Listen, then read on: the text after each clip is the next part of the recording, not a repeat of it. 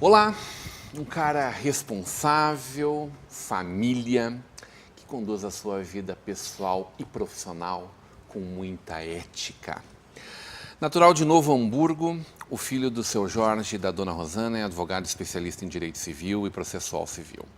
Pai do João Felipe e da Maria Eugênia, entre uma vida sempre corrida aos tribunais, o amor pelos filhos, o prazer de cozinhar e o pádel, busca harmonia para seguir se atualizando e, com uma década de envolvimento com a Ordem dos Advogados do Brasil, realizar um trabalho de excelência na presidência da OAB Novo Hamburgo, na defesa do Estado Democrático de Direito e valorização das instituições. Hoje teremos uma conversa de peso com Carlos Eduardo Braun. Seja muito bem-vindo, doutor Carlos Braun. Muito obrigado. Presidente da nossa OAB de Novo Hamburgo. Que tal, doutor? Estou presidente, né? É um orgulho, é uma honra, né? É um cargo transitório, mas é uma honraria. É um reconhecimento dos colegas, uma oportunidade. Mas uma construção de uma década, é uma militância em torno da ordem. Exato. Mas eu te confesso que essa construção começa sem um objetivo final ou dentro desse tempo de ser presidente. Isso acaba acontecendo com o passar dos anos, né? Eu comecei me envolvendo com a ordem, eu acho que a maioria das pessoas se envolve com a ordem no objetivo de conhecer colegas, de fazer um trabalho altruísta, de se especializar na profissão, e aí as paixões vão despertando, né? E aí a doutora Regina... Doutora Regina, te encontrou como uma grande parceira dela. Minha cara presidente, hoje conselheira seccional, está em Porto Alegre, né? OAB Rio Grande do Sul. A doutora Regina, se não me falha a memória, e ela que não me xingue depois, mas eu acho que tem mais de 20 anos de trabalho de ordem. Já passou por todos os cargos possíveis, já trabalhou sem cargos também. Já foi secretária-geral, já foi secretária adjunta, tesoureira, eu acredito que não, foi vice-presidente. Foi a primeira vez que nós nos cruzamos nesse caminho de ordem. Depois da vice-presidência, tentou uma eleição que acabou não participando ativamente, acabou não sendo eleita e voltou como presidente. E eu acabei sendo convidado por ela para ser o vice-presidente. Ajudou a eleger aquela chapa, né? E estivemos juntos na eleição de 2015. Concorridíssima, com 7 votos de diferença. Isso, para a gestão 2016-2018, por uma fração de segundos nós passamos. Mas vamos voltar lá atrás. Bueno. Filho de Novo Hamburgo. Filho de Novo Hamburgo. Meu vizinho da José de Alencar ali no começo da vida. Vizinho da José de Mas Alencar. logo foi para Guarani e Vila Nova. Isso mesmo. Estudou no Pio XII. Pio XII, nos Irmãos Maristas. Fez tênis no Aliança. Tênis no Aliança. Que te legou o pádel? Que me levou ao pádel. O tênis e a falta de preparo físico me levaram ao pádel. É mais fácil, precisa correr menos o pádel, doutor? Você sabe, eu vou começar. O pádel, ele não te exige talvez tanto fisicamente, se tu souberes te posicionar, porque tu está de 2 numa quadra menor, mas ele é tem muita correria, né? Tem correria, são tiros curtos. Uhum. O tênis exige mais concentração, eu acredito. O pádel acaba sendo um pouco mais divertido, ao menos na recreação, né? Sempre gostei muito do tênis. O tênis não gostava tanto de mim. E aí eu larguei, assim como ele me largou antes ainda. Alguns amigos me perguntam, quando tu largou o tênis? Na verdade, foi o tênis que me largou pelos 17, 18 anos. Mas eu tive 4, 5 anos na Aliança. Isso deve ter sido 95, 96. Talvez um pouco antes. Foi uma época excelente. Ainda tinha muito pessoal jogando tênis. Então... Sempre fez atividade física? Sempre gostou? Sempre precisou gostei. Disso? Preciso. A atividade física acaba ajudando como uma válvula de escape, né? A dita endorfina, hoje muito em voga, ajuda a relaxar, limpar o pensamento e ajuda a dormir melhor também, né? Isso é a responsabilidade investida pelo advogado? É um pouco de perfil também, eu acredito, né? Meu pai costuma dizer que é bom sermos preocupados porque nos torna uma pessoa responsável. Concordo em parte. Acho que a gente pode ser responsável sem ser preocupado. mas eu ainda não consegui chegar lá. Eu acabo me preocupando, então, com toda certeza, a atividade física é, para mim, uma parte de uma terapia. Por que a busca pelo direito? Eu me lembro ainda em tempos de Pio XII, teste de orientação vocacional, e não tinha, assim, uma ideia direta do direito. Mas o teste apontou para esse lado de administração, direito, humanas. E eu voltei para casa e disse para meus pais, fiz o teste vocacional, me deu administração, direito, e meu pai era envolvido com calçado. Eu disse, faz qualquer coisa, meu filho, menos administração de empresas. Só tinha a fábrica de calçado para administrar em Novo Hamburgo, Claro, né? eu faço qualquer coisa, menos administração. Então, brincadeira à parte, eu acabei me interessando pelo direito, mas eu não tinha nenhum parente, familiar no direito. Ingressei Que na é uma faculdade. coisa natural, né? Acontece muito dessa sucessão dentro dos escritórios, né? Exato, exato. Acaba sendo um caminho natural, não só o direito, mas outras profissões também, né?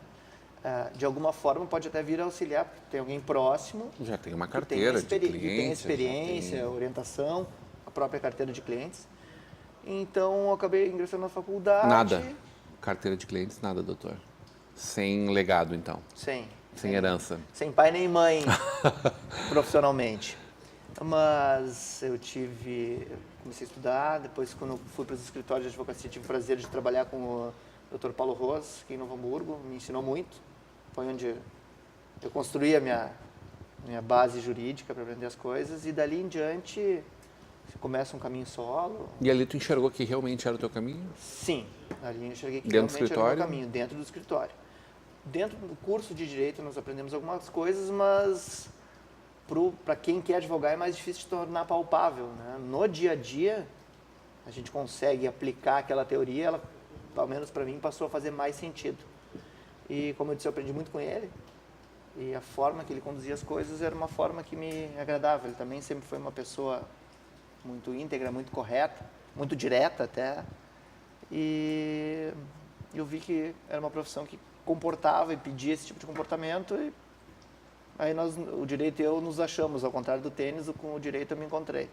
A gente fala em ética e sempre remete a uma palavra, às vezes estranha e desgastada em alguns momentos, onde se fala tanto, se fala de bocas, onde a gente não imagina essa palavra sendo utilizada realmente, né?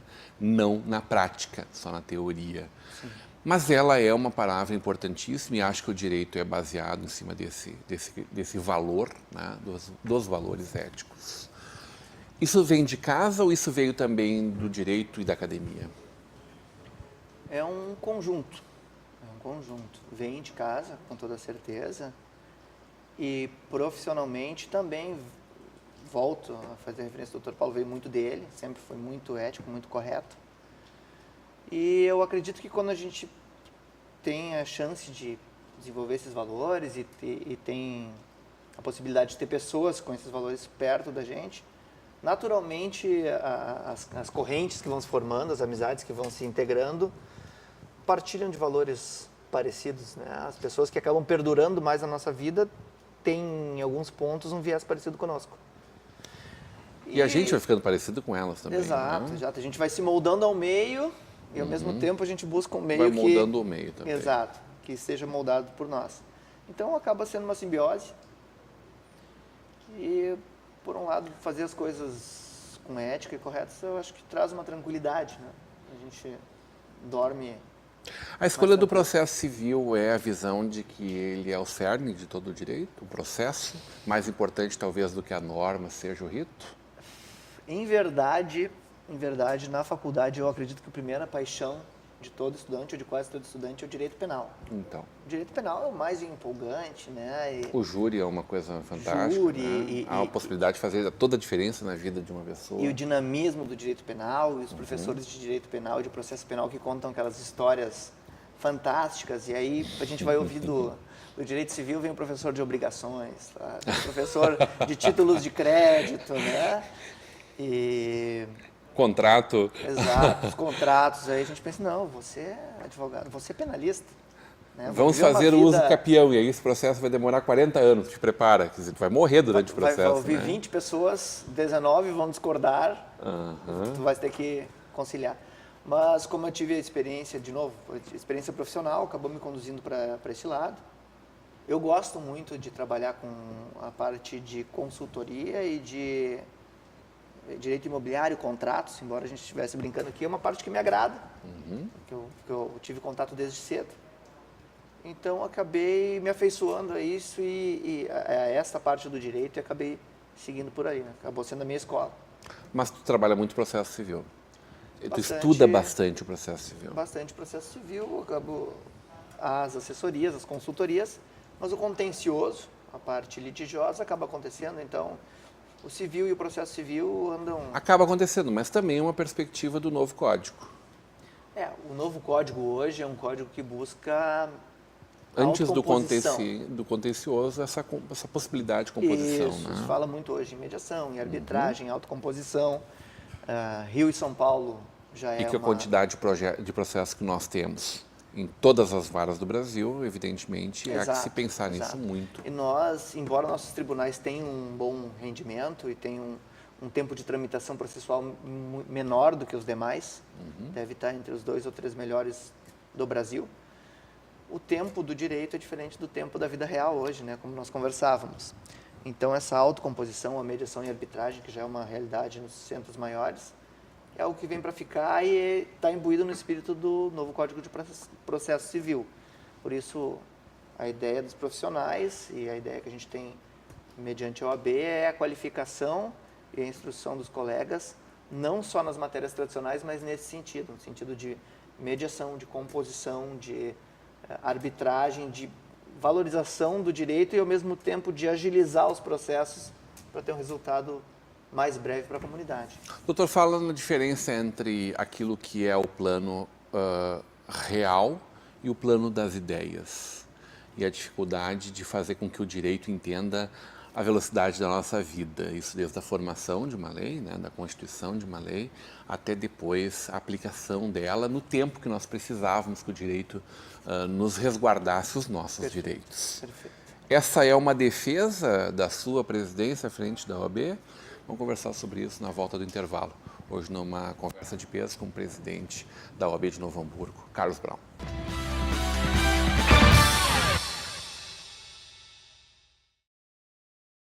De volta para uma conversa de peso, hoje recebendo o presidente da OAB de Novo Hamburgo, subseção da OAB de Novo Hamburgo, né? OAB subseção Novo Hamburgo, Carlos Brown. Doutor Carlos Brown, advogado há quantos anos, doutor? Desde 2000, vamos para o 13º ano agora. Formado. E 10 anos já militando na causa da OAB diretamente com os colegas. Os desafios a gente sabe que são muitos para a classe, uma tentativa sempre, doutor, de desconstruir, inclusive, o papel do advogado, de desconstituir a seriedade com a qual a maior parte dos profissionais do direito operam esse direito, né?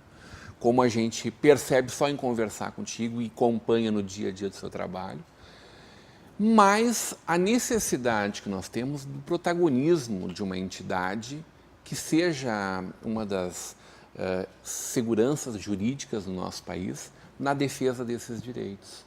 Porque a gente tem, ao longo da nossa história, a OAB sempre como protagonista dos principais momentos de dificuldade do nosso país. Nas crises políticas, estava lá a OAB tentando apontar um caminho, sugerindo, né, alternativas para nós. E não estamos falando aqui do impeachment, de Fernando Collor de Mello, de Dilma, estamos falando de muito tempo atrás já. A gente vive um dia onde o crime organizado pagou a faculdade de direito dos seus advogados, construiu seus advogados.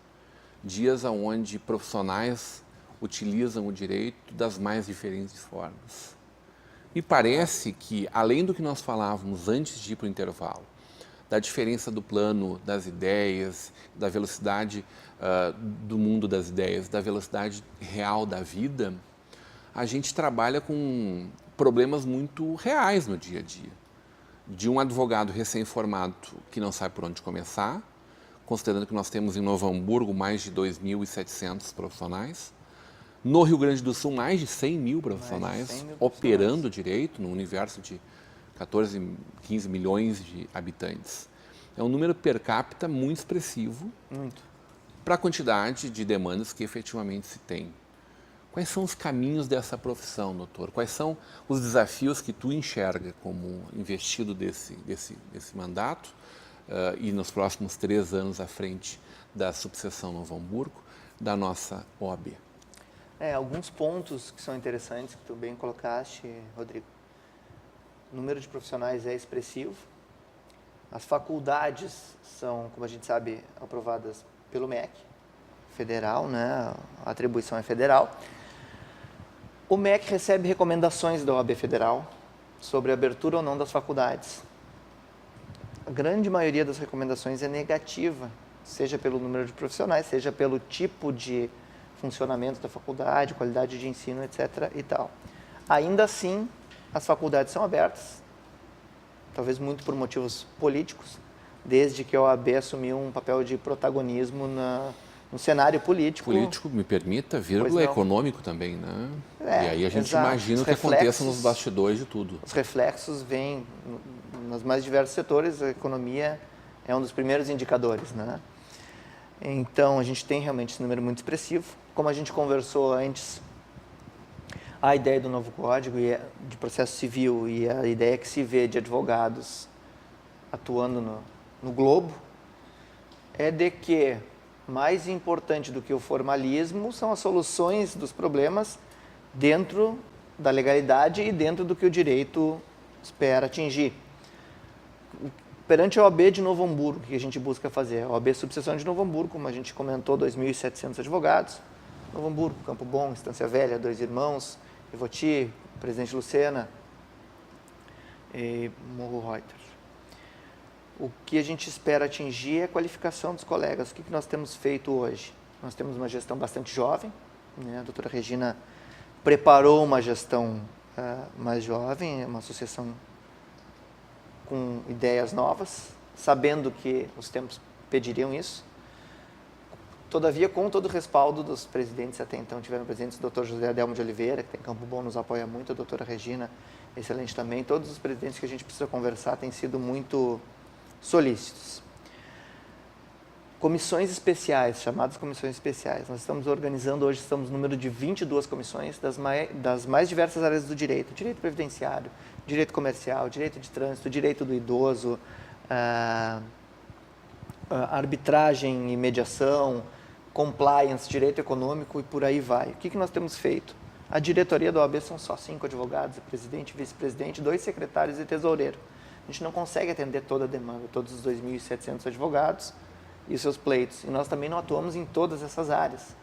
Então, nós estamos delegando poderes de uma forma regrada, com regras internas, manuais de funcionamento, para que os colegas dentro das comissões tenham as suas presidências, presidente, vice, coordenador, e esses colegas se encarregam de grupos de estudos, de contato com as autoridades locais, seja no INSS, na Receita Federal, de forma que possam ser atendidos todos os 2.700 e dentro de colegas especializados em cada área.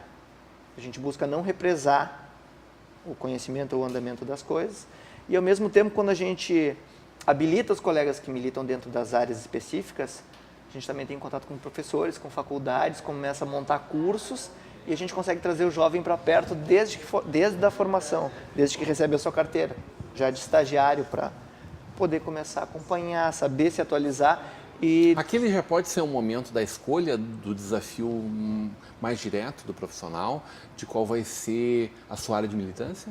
Acredito que sim. A OAB pode ajudar a partir desses A nossa ideia momentos. é possibilitar os primeiros contatos para que o colega possa saber para onde que ele vai andar, saiba com quem conversar, com quais colegas, com colegas mais experientes. Vocês vão estar referenciando ele exatamente a esses profissionais que são destaques em cada uma dessas áreas. Montar uma referência e, ao mesmo tempo, esse aperfeiçoamento. Cria uma cultura para que o colega passe a frequentar a OAB, a participar da OAB, porque no momento que a OAB é forte, a classe é forte. No momento que a classe é forte, a comunidade é bem atendida e nós entramos num círculo virtuoso. Então, a doutora Regina começou esse caminho e a nossa ideia é fortalecer o máximo de acesso aos colegas, o máximo de conhecimento, especialização e uma gestão dinâmica para que todos tenham interesse e coloquem aquilo na sua massa sanguínea, que a OAB passe a fazer parte do cotidiano. Como fica o desafio da ordem, regionalmente, então falando, diante dessa relação que existe direta com o judiciário, né? Que tipo de cobrança, que tipo de proposições vocês podem fazer para que a gente possa ter um sistema cada vez mais justo e célere? Assim como a gente busca essa relação de cordialidade entre os colegas esse espírito conciliador do novo Código de Processo Civil, a gente busca isso com os demais poderes também, com o Ministério Público, com os juízes, promotores, tanto na esfera estadual quanto federal. A OAB do Rio Grande do Sul tem um contato muito bom com o Tribunal de Justiça, com os juízes dos tribunais superiores, e nós, da mesma forma aqui, felizmente, temos com os nossos juízes. Nós temos uma comissão mista, isso não é criação nossa, isso já existe em vigor, onde as autoridades públicas municipais se reúnem, geralmente em frequência trimestral, sendo chefe de polícia, bombeiros, Procuradoria-Geral do Estado, juízes de foro, advogados, defensoria pública, membros da prefeitura, da magistratura, e todos em conjunto trocam ideias e necessidades para ver onde uma autoridade ou um poder público, ou alguma, não só poder público, mas alguém que coordene algum setor, possa auxiliar o outro. A gente tenta imprimir esse sentido de colaboração. E nós temos sido muito bem recebidos. Todos se mostram felizes e satisfeitos com esse sentido. Então, eu acredito que a colaboração, e hoje se fala muito, né, em economia colaborativa e tudo mais, Verdade. se extrai isso para dentro do nosso funcionamento. Colaboração me parece que é a base para que tudo funcione de forma mais azeitada. Doutor, seguindo lhe provocando, Não me deixa numa situação difícil. não Rodrigo. tenho como não lhe perguntar da nossa Defensoria Pública. A gente sabe da dificuldade do desmantelamento do Estado, né, da dificuldade do Estado em fazer tudo o que precisa ser feito.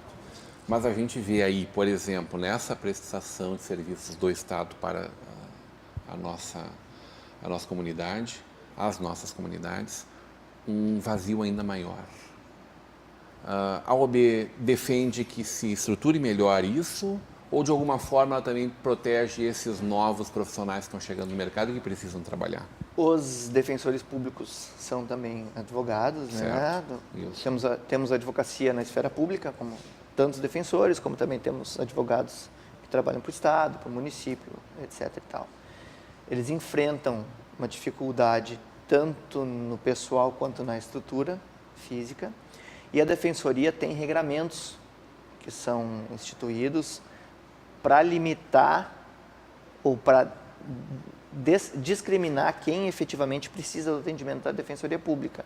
Se leva em consideração as condições socioeconômicas, os vencimentos, quantas pessoas estão na família, que tipo de demanda se trata.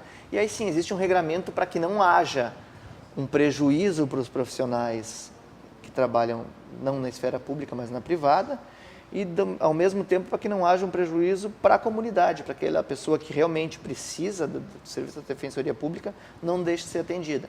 Então, claro, sempre há ajustes, há modificações, como nós falamos antes, entre o plano das leis e o plano da realidade, mas eu acredito que nós temos conseguido caminhar bem nesse sentido, e a defensoria pública, os advogados em si têm sido grandes parceiros, são nossos colegas, que merecem todo o O respaldo. nosso STF, nosso Supremo Tribunal Federal, né, me parece que em alguns momentos, e aí vem a minha crítica, talvez o doutor não faça ela da mesma forma, mas provoca um desserviço à nossa população, ao nosso país, quando as decisões deixam de ser...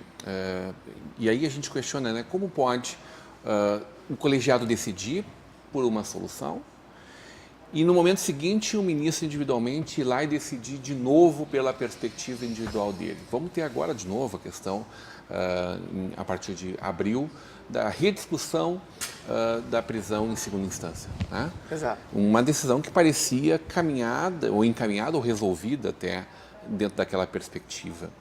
Como é que o doutor enxerga essa condição, não só da prisão em segunda instância, mas também dessa insegurança jurídica que nossa maior corte acaba nos provocando?